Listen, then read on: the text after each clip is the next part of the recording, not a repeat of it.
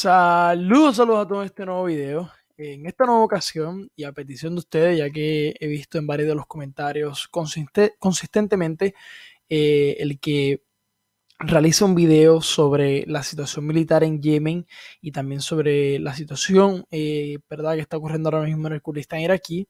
He decidido realizar un video para mantenerles informados. Creo que hemos salido en esta ocasión un poco del típico mapa que vemos constantemente. Lo que he hecho es tomarle una imagen para poder presentarles el mapa más actualizado. Básicamente este mapa, antes de comenzar, ¿verdad? Con las noticias que les voy a poder informar, quiero, ¿verdad? Que podamos rapidito podamos identificar cuáles son las zonas que están controladas tanto por los rebeldes yemeníes, ¿verdad? Que son todas estas zonas rojas que podemos ver aquí, que son los hutíes o la minoría chiita, que, ¿verdad? De hecho representa el 40% de todo el país. Los chiitas o representan el 40% del país en Yemen y apoyan en su mayoría a los hutíes, que es un grupo de rebeldes chiíes que reciben el apoyo y financiación tanto de armas, pero recientemente hemos podido comprobar que también de misiles balísticos por parte de Irán, algo muy interesante, lo que no estaba en el panorama, ya llegaremos ahí. Y vemos que toda esta zona roja está controlada por los hutíes. Ahora, estas zonas que vemos aquí en azul, tanto en la porción oeste del país, centro-oeste del país, como en la porción este, están controladas por grupos rebeldes. Varios grupos rebeldes que son parte del organigrama de la coalición saudita que bombardea posiciones de los hutíes.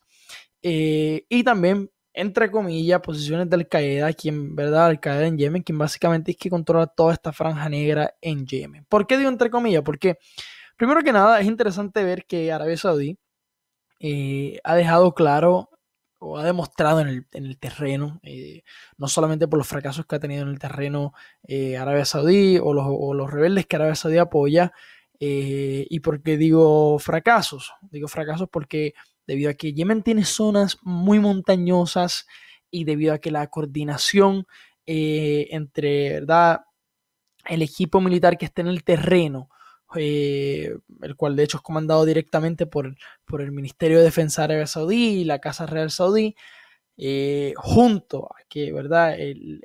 Ahora, Yemen es un país donde hay mucha montaña, donde es bastante complicado movilizar tanques, equipo de artillería pesada, etcétera, ha hecho que los chiitas, aunque controlan una pequeña franja territorial del país, eh, esté teniendo un éxito, entre comillas, en cuanto a poder controlar zonas claves de Yemen. Entonces, ¿por qué digo esto? O sea, ¿por qué mencioné previamente, dejando esto a un lado, ¿verdad? ¿Por qué mencioné previamente que Arabia Saudí no combate realmente Al Qaeda? Porque en el terreno hemos visto que las zonas que controla Al Qaeda, que es todas estas zonas centrales del país, que son zonas en su mayoría bastante planas, por lo menos esta parte aquí al noreste del país, pues básicamente Arabia Saudí no ha ido por ellas. O sea, ha creado por los pasados algunos 7, 8 meses como un cerco, diría yo, un cerco alrededor de Daesh, disculpen, de Al-Qaeda en Yemen, y básicamente no les han combatido. O sea, no les han combatido. Y según se informa, varias fuentes muy buenas, como lo es, por ejemplo, el New York Times, ha informado de que el líder de Al Qaeda en Yemen viajó y se reunió junto al príncipe de Arabia Saudí y al príncipe de los Emiratos Árabes Unidos, quien de hecho ha sido o es bastante proactiva en esta guerra en favor de la coalición saudita. De hecho es parte de esa coalición y me parece muy interesante porque me parece que la quimera de que Arabia Saudí realmente busca acabar con el terrorismo en el Medio Oriente y alrededor del mundo es una falacia total. Es una falacia total.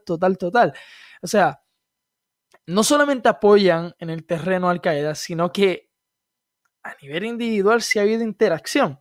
Así que esa idea o ese concepto de que realmente, o esa nueva política que Arabia Saudí ha hecho parte dentro de ese marco de renovación política, social en el país por los próximos 13 años, ¿verdad? Hasta 2030, cuando, ¿verdad?, la economía saudí deje el petróleo a un lado y busque más entrar al mercado capitalista a través de las inversiones privadas y de consumismo, etcétera, para poder alejarse para poder alejar su economía básicamente del petróleo.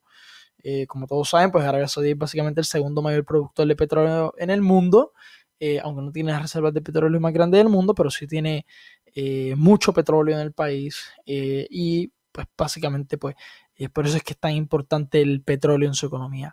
Nos hemos desviado mucho de temas, pero vamos a ir directo a las noticias en Yemen.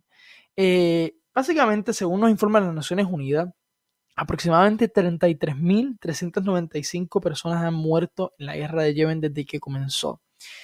En este combate en Yemen no solamente ¿verdad? Han muerto adultos, sino que se estima que aproximadamente casi un tercio de todos estos muertos han sido niños. Esto es una noticia muy triste porque como hemos podido ver en Siria han muerto aproximadamente más de 425.000 personas, pero y sí, han muerto más de 70.000 niños en ese conflicto. Pero en Yemen, con una población jamás comparable como ¿verdad? Lo puede haber en países como Estados Unidos o Arabia Saudí, etcétera. Vemos que son números muy tristes y nos hacen entender que pues realmente es una pena que Arabia Saudí, quien de hecho también, como les he mencionado, pues tiene una coalición aérea, la cual bombardea en Yemen, sea parte y tenga las manos llenas de sangre debido a estos ataques. Son muy tristes. Y permítanme decirle algo muy interesante que pasó en Arabia Saudí que no mencioné dentro de ese plan de renovación político socioeconómico que tienen. Y es que ayer, de hecho, Arabia Saudí aprobó un decreto o un decreto real, no lo aprobó ningún parlamento, el parlamento saudí básicamente el rey, es algo simbólico básicamente, decretó el que las mujeres ahora pueden conducir en Arabia Saudí, o sea, esto es dentro, vuelvo y repito, esto es dentro del marco de acercamiento, digámoslo así, que ha estado teniendo desde después de la guerra de Yom Kippur y después del embargo que hubo de petróleo por parte de Arabia Saudí y de Egipto en contra de Estados Unidos, y esto es parte de esas movidas o de esas reformas para acercarse más a los países occidentales. Es interesante, pero volviendo al conflicto de Yemen, yo creo que me parece que estos números son muy tristes. Otra noticia muy interesante es el hecho de que, y esto me parece un poquito interesante a mí, ver cómo el señor Corbyn, el líder del Partido Laborista en el Reino Unido, ha criticado directamente al gobierno de Theresa May y les ha atacado por una razón muy interesante. Y es que está cansado de ver cómo el Reino Unido sigue apoyando a través de la venta de armas y de misiles de tierra a tierra, bombas, etcétera, que ha hecho el Reino Unido por los pasados 2 años y medio a Arabia Saudí. No me río por la gracia, me río por la ironía que significa estas implicaciones que ha hecho el señor Corbyn. Según datos que han sido publicados por el gobierno británico y que he tenido el placer de encontrar, en los pasados 2 años y medio, el Reino Unido ha vendido en armas, o sea, en venta de armas, misiles tierra a tierra, misiles balísticos, etcétera, ha vendido todas estas cosas por 4,7 mil millones de dólares, o sea, 4,7 billones de dólares en 2 años y medio. Esto es una noticia que a mí realmente me deja sorprendido, me deja anonadado, porque a pesar de todo, o sea, el Reino Unido realmente, yo no puedo tampoco pedirle mucho al Reino Unido. El Reino Unido no es un país que es proactivo en denunciar las acciones militares y las acciones en contra de su propia sociedad, ¿verdad? Que tienen lugar allí en Arabia Saudí, al régimen de los Al Saud. Pero me parece muy interesante esta noticia. También, y ya dentro del plano del mapa de Yemen, me parece muy interesante, como podemos ver aquí, al norte de Zahedat, básicamente en lo que es o lo que se llama el fuerte, ¿verdad? De Arabia Saudí, un fuerte aquí muy importante de Arabia Saudí. Es que, encontré el nombre, disculpen, el nombre es la base aérea de Khalid. La base aérea de Khalid es una base aérea muy importante que tiene Arabia Saudí y la cual se ha expandido su infraestructura por el pasado año y medio, desde que básicamente Arabia Saudí comenzó o ha fortalecido sus bombardeos en Yemen. Y me parece muy interesante que los hutíes, quienes controlan toda esta franja territorial roja que podemos ver aquí, lanzaron un misil balístico hacia esa base aérea. El misil balístico fue interceptado, pero como les mencioné en el comienzo, esto demuestra clara y evidentemente que pues básicamente Irán está proveyendo misiles balísticos o inteligencia de misiles balísticos a los hutíes. Esto es algo que a mí no me cabe la menor duda que está ocurriendo y es muy interesante. Eh, Entre otras noticias más interesantes, Human Rights informa que tanto los hutíes, ¿verdad?, como las zonas controladas por los rebeldes, Al-Qaeda no está dentro de la ecuación, no han permitido que lleguen al país medicamentos, eh, alimentos y gasolina.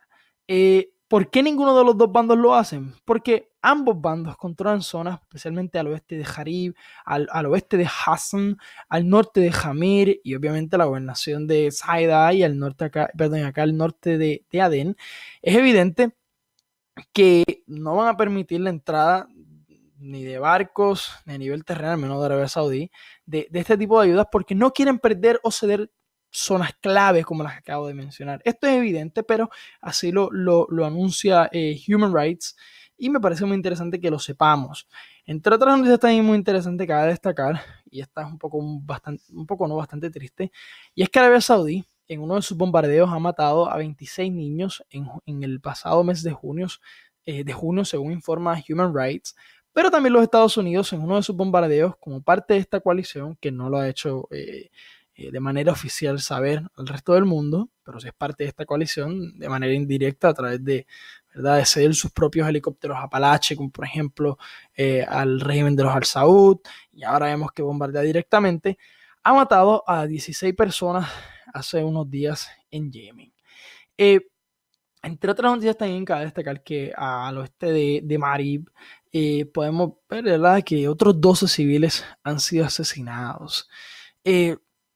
Todos estos números que les he estado dando, ¿verdad?, o proveyendo de individuos que han muerto, no solamente da pena, sino que demuestra que ni esta guerra, ni la guerra en Siria, realmente están teniendo significado. Bueno, en caso de Siria vemos que el gobierno de Bashar al-Assad se sigue y el ejército se siguen fortaleciendo a nivel político y a nivel internacional como fuerzas que tienen legitimidad a nivel militar, quizás realmente a nivel electoral sea otra historia, pero vemos que realmente están teniendo unos logros.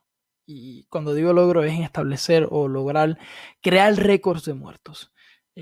No estoy diciendo que ni en Siria ni en Yemen sea el gobierno o los rebeldes quienes estén impulsando esto, ni tampoco sean los que están impulsando las fuerzas o las potencias extranjeras que están en estas guerras, sino que me refiero a que esto es parte de la guerra. Y el problema es que esto es lo que genera la guerra. Así que es muy triste dar estos tipos de números, pero es lo que realmente está ocurriendo en el terreno y es una pena.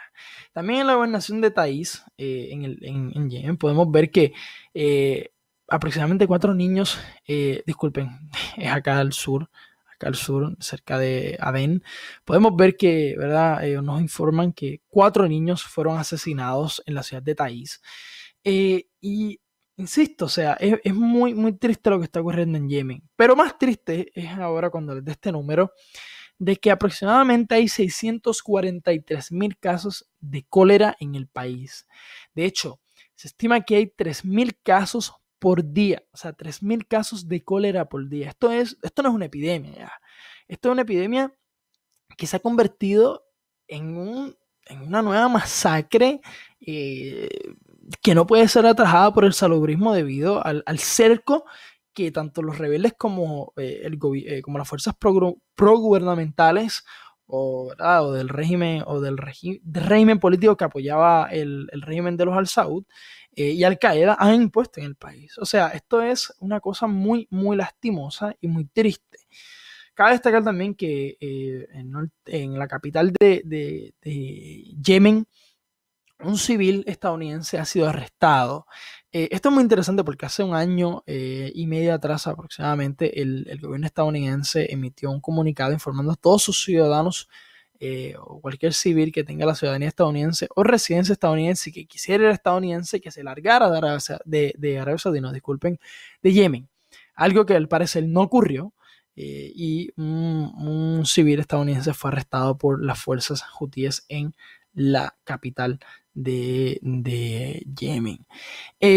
Para concluir con Yemen, y algo que me parece muy, muy interesante, es que acá al sur, cercano a Bian, disculpen, aquí cercano a Bian, disculpen, no, al sur de Adén, discúlpenme, les pido muchas disculpas, estoy confundido, al sur de Adén, al sureste de Adén, un helicóptero de los Emiratos Árabes Unidos fue, o se estrelló básicamente, no se ha comunicado si fue que fue shut down, si fue, ¿verdad?, atajado por un misil chiita, pero sí se informó que se estrelló. Esto es muy interesante porque este no es el primer caso que ocurre en un carro, en que, ¿verdad?, un helicóptero de la coalición saudita se estrella en Yemen. Ya también, de hecho, vimos que varios helicópteros sauditas se estrellaron al sur de Adén, y esto es muy, muy, muy interesante. Ahora, estas son todas las noticias que tengo por el día de hoy en Yemen. Vamos a hablar de los kurdos. En el Kurdistán iraquí, como todos saben, se convocó hace 2 días atrás a un referéndum por la independencia de esa región. Quizá algunos no lo sepan, otros sí lo sepan. El Kurdistán iraquí es básicamente una región compuesta por 3 provincias principales. Estas 3 provincias principales, disculpen, 4 provincias principales son Dohuk, Erbil, Züleymaniyya y Halabja. Estas 4 provincias es muy interesante destacar que son las reconocidas por la constitución iraquí, y de hecho, y dentro del Estatuto de Autonomía que obtuvo esa región en el 1991 bajo Saddam Hussein. La realidad es que la autonomía realmente ahí no llegó en el 91, sino que realmente llegó en el 2005, 2 años después de la invasión de Estados Unidos. Pero esas son las 4 provincias realmente reconocidas por la constitución iraquí dentro del marco de lo que es el Kurdistán iraquí. Ahora, ¿qué ocurre? Que debido a la guerra civil que ocurrió o que está, ¿verdad?, todavía teniendo lugar en Irak en 2015, tras el desarrollo bastante poderoso que comenzó a desarrollar Daesh a finales de 2013 y en 2014 a través de todo Irak, los kurdos se expandieron y llegaron básicamente hasta otras provincias, y estas 3 provincias en disputa son Kirkuk, Diyala y Ninif. ¿Qué tiene de particular esto? Que, por ejemplo, Kirkuk es una ciudad que para los kurdos es básicamente lo que es hoy para los judíos Yerushalayim o Jerusalén, como le quieran llamar. ¿Cuál es el problema? Que los kurdos, dentro de este marco de, ¿verdad?, de impulsar un referéndum por la independencia, también han incluido estas últimas 3 provincias en este proceso plebiscitario. Ahora, ¿qué ha ocurrido? ¿Cuál ha sido la respuesta de Irak?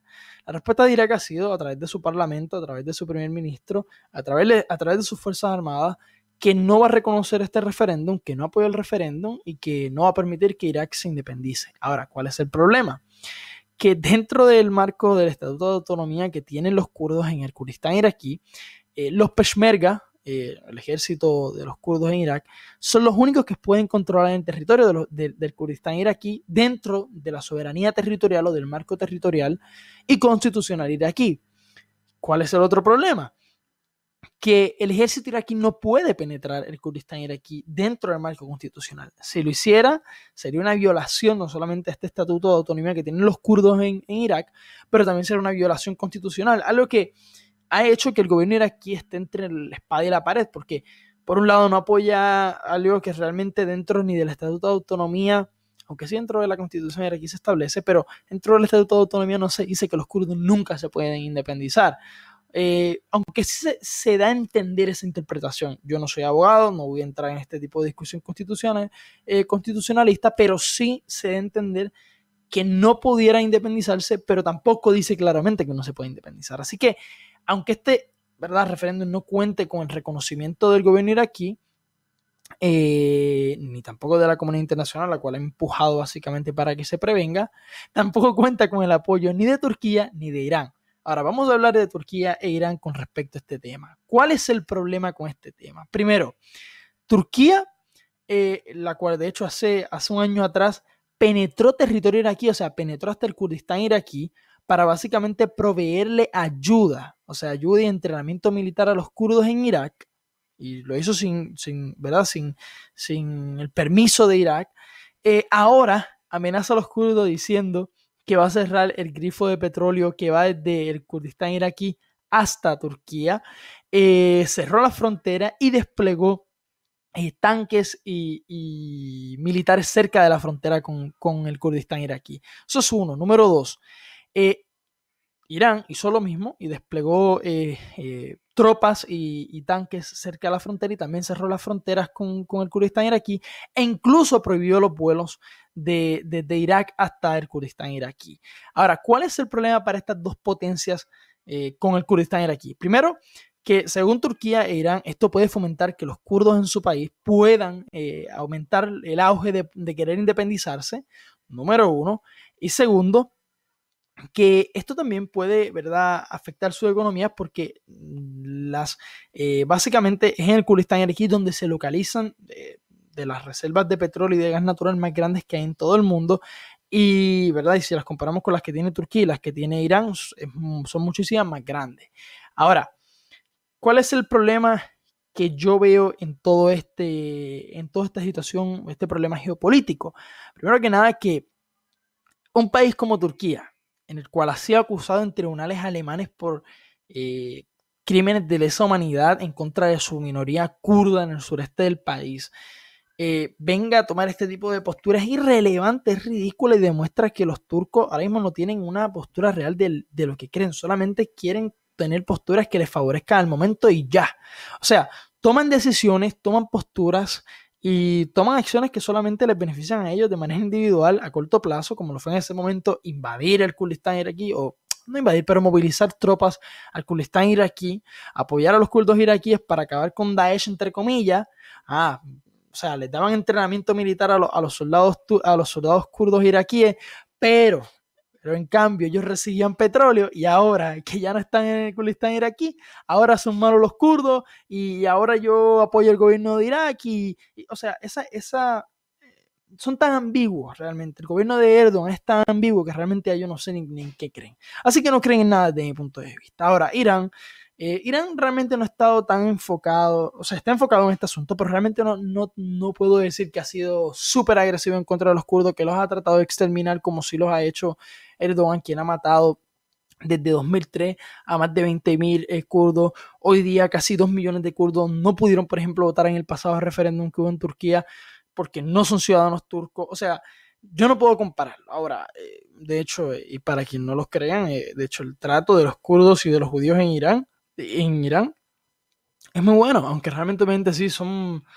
velados constantemente. Esos tags sociales que existen sobre los judíos y los kurdos van a existir en todo el mundo. O sea, de esos tags, y cuando digo tags me refiero a eso, la manera en cómo los miran, obviamente siempre los pueden ver como enemigos, etcétera, porque Israel, que es un estado para los judíos que no es realmente un amigo de Irán, evidentemente, pues obviamente van a ver a los judíos iraníes de manera rara. Ahora, el problema es, o el problema no, lo bueno es que en Irán, por ejemplo, el judaísmo está reconocido, se puede practicar el judaísmo, los judíos tienen un representante en el parlamento, los judíos sirven en el ejército. O sea que realmente, aunque realmente existe ese ambiente caluroso entre ¿verdad? Los chiíes y los judíos en el país, pues, y también con los kurdos, ¿verdad? Pues realmente en general son parte de la sociedad y están integrados básicamente. Ahora, vamos a hablar un poquito sobre este referéndum más allá de ya lo que he mencionado y cuáles fueron sus resultados. Se estima que básicamente aunque, permítanme, disculpen, todavía no han salido los resultados oficiales de este referéndum. Se estima que entre hoy y mañana salgan esos resultados, pero los números hasta ahora son que de los 5,3 millones de kurdos que fueron convocados a estas elecciones, el 78% de ellos participó. O sea, esto es muy, muy interesante porque demuestra de que hubo una masiva movilización por parte de la ciudadanía en favor de este referéndum. O sea, que el referéndum tiene legitimidad al menos en cuanto a nivel de participación. Número 2, esto es muy interesante. Los números hasta ahora informan que el 90% de los kurdos apoya la independencia Y repito, estos son los resultados tanto en las 4 provincias que son parte del Kurdistán reconocido dentro del marco autonómico que obtuvo en 2005 y previamente en el 91, y también las otras 3 provincias en disputas que tienen los kurdos. Ahora, otra cosa muy importante también, eh, este referéndum fue dentro del marco, ¿verdad? De un marco no apoyado por la comunidad internacional, como ya he mencionado, pero sí contó con la participación de observadores internacionales. O sea que ¿verdad? Y algo muy importante también, no se han reportado ningún caso de fraude o de trampa, así que este referéndum yo lo veo con mucha legitimidad dentro, ¿verdad? Desde el punto de vista de democracia, o sea, desde el punto de vista de realmente la ciudadanía sí se dejó expresar, de que la ciudadanía realmente sí participó, sí tiene legitimidad dentro de ese marco. Ahora, ¿cuáles van a ser los efectos de este referéndum? No sé. No creo que las amenazas de Ankara y de Erdogan de invadir a Bagdad, no, a la capital del Kurdistán iraquí en una noche y meterse allí, quedarse con el petróleo y se acabó la independencia. Eso no creo que ocurra, no creo de hecho que Irak lo permita, y si Irak lo permite realmente sería algo bastante bochornoso, porque recuérdense que ahora mismo esta situación, el caso de Turquía, el Kurdistán iraquí, Irak e Irán, es un juego de tu enemigo. El enemigo de mi enemigo es mi amigo. Entonces, esto es un poquito bastante complicado de entender, pero muy, muy interesante. Ahora, el presidente kurdo, el señor Masoud Barzani, ha dejado claro de que después de los resultados él va a intentar o van a sentarse a negociar con el gobierno de Bagdad, algo que Bagdad ha reconocido que no va a hacer, para intentar lograr la independencia en un periodo de entre 1 año y 2 años. ¿Esto va a ocurrir? No sé, realmente no sé, no, tenemos que ver los resultados y cuál va a ser el efecto claro. Ahora, a nivel internacional, ¿cuál va a ser el efecto o sea, cuál va a ser el apoyo? Si realmente va a haber un apoyo de legitimidad a este referéndum. Creo que ya un país lo ha dejado claro que sí lo apoya, es Israel. En Israel, para los que no lo sepan, viven 200.000 kurdos. A partir de 1948, cuando Israel creó, ¿verdad?, su estado y se independizó, allí se comenzaron a mover muchísimos kurdos. De hecho, las relaciones entre los kurdos y los judíos típicamente han sido muy buenas. ¿Qué más les puedo decir? O sea, no solamente eso, también cabe destacar que ya desde el periodo de cuando los asirios invadieron al Estado de Israel, lo que hoy es Israel y Cisjordania y Gaza, y todo lo que es Palestina, básicamente la Palestina británica y un poquito más al norte, al sur de Siria, toda esa región cuando fue invadida por los asirios, y los judíos se movieron a lo que hoy es el Kurdistán iraquí, tuvieron relaciones pacíficas. De hecho, cuando los judíos pudieron volver después bajo los persas, básicamente muchos judíos se quedaron en lo que hoy es el actual Kurdistán iraquí. Por ejemplo, una de las mejores rabinas de la historia, una de las primeras y mejores rabinas de la historia, mujer, era del Kurdistán iraquí, era una judía del Kurdistán iraquí. Así que realmente, pues Israel se ha tenido un vínculo histórico con los kurdos iraquí, con el resto del pueblo kurdo, que estamos estimando que aproximadamente existen hoy, aproximadamente son casi el 20% de la población en Irak, y alrededor del mundo hay aproximadamente unos 30 millones de ellos. Se han tenido unos vínculos directos no solo con el Estado de Israel, quien de hecho en 2007 les dio entrenamiento militar a los kurdos iraquíes, a los Peshmerga, algo que Israel ha negado, pero que realmente sí ocurrió. Hay evidencia, hay imágenes, hay videos, hay documentos escritos que yo he podido encontrar, solamente 2 de ellos, no he encontrado más. Si puedo encontrarle, les podré quizás hacer un video solamente sobre este tema, pero sí lo hay. Y básicamente el vínculo entre el pueblo judío, Israel y los kurdos ha sido bastante amplio e histórico. Nada, espero que les haya gustado este video. Muchas gracias a todos por el apoyo. Denle like, suscríbanse al canal. Dejen los comentarios allá abajo. Dejen todos los comentarios que quieran. Estoy realmente muy agradecido con todo el apoyo que estoy recibiendo de ustedes. Y nada, también espero ahí abajo también las críticas. Muchos critican y estoy muy agradecido también por sus críticas. A veces un tanto positivas, a veces unas críticas que no las tolero y por eso las saco de mi canal, porque realmente no voy a tolerar ese tipo de cosas. Tampoco voy a tolerar el que se le falte el respeto a las demás personas. Por favor, no le faltemos el respeto a nadie. se los pido, no le faltemos el respeto a nadie, ni tampoco ofendamos a nadie. Vamos a aprender, a educarnos. Yo trato de proveerles un poquito de información lo mejor que puedan. No soy la persona más brillante del mundo, pero creo que realmente proveerles un poquito de información que les sirva a ustedes me llena muchísimo. Así que gracias a todos por el apoyo. No olviden suscribirse al canal, denle like, presionen la campanita, compartan el video y sigamos haciendo esto crecer. Porque sin ustedes yo no puedo hacer nada de esto. Se lo agradezco mucho, muchas gracias. Que tengan un excelente día, tarde o noche. Adiós.